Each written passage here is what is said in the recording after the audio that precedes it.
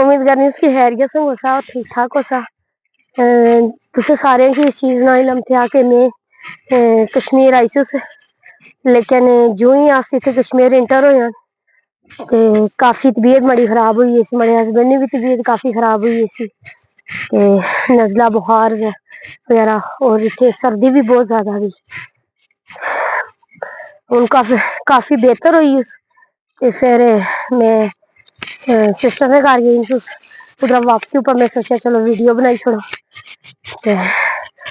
जिस तरह के तुसें की भी इस चीज़ की खबर दी कि कश्मीरी च काफ़ी ठंड दी, तो ठंड की वजह तो हुई तो काफ़ी तबीयत जी वो खराब सी। अल्लाह ने शुक्र दा काफ़ी हद तक अल्लाह ने शुक्र दा कि काफ़ी हद तक बेहतर दी और बहुत जल्द हमारी वापसी हो सी। और इत्थे सर्विस में बहुत ज़्यादा इशू था कि अगर एक मैसेज ने रिप्लाई करसो तो तकरीबन 2 घंटे लगी इसने मैसेज पहुँचने। इस वजह तो मैं कोई वीडियो अपलोड नहीं की और इंशाल्लाह मैं बहुत जल्द अपने जड़ा प्रोडक्ट दियाँ उन्होंने हवाले से वीडियो बना सा।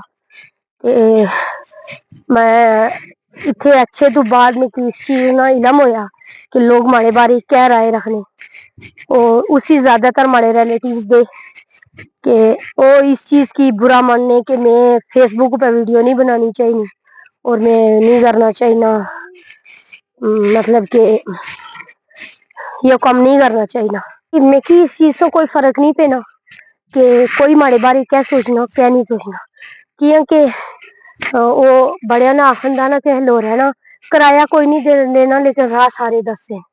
इस वजह तो मैं इस चीज़ से 1% भी मैं इस चीज़ में फ़र्क नहीं पैना। और जिस भी बंदे अगर हमारे को कोई शिकवा शिकायत दी वो डायरेक्टली हमारे से रब्ता करे। बाकी हमारे रिश्तेदारों संग या हमारी पीठ पीछे गल की कोई मकसद नहीं, मजा तो होना जब आमने सामने गल की जाए।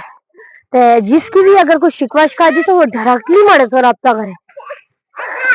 लोग अगे ना है कि जी देखो जी इसने मियाँ इसकी इजाजत दी छोड़ी कम किते नहीं, या कुड़ी हुई तो फेसबुक पे काम करनी, तो कुड़ियां फेसबुक पे काम नहीं करनी। आई माशरा खाने तो खान पहुंची जा, लेकिन अज भी कश्मीरी जेड़े दे वो उस जगह पर टिके ने। ठीक है, मैं कोई गलत काम नहीं कर सकती, मैं अपनी मतलब के आदमी च रही था काम करनी। बाकी माड़े ख्याल वीडियो काफी लंबी हुई है,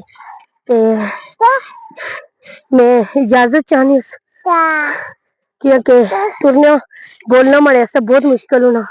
सांस फुली अपना ख्याल रखा और दुआएं भी याद रखा। इंशाल्लाह एक नई वीडियो से हाजिर हो, तब तक इजाजत दो। अल्लाह हाफिज।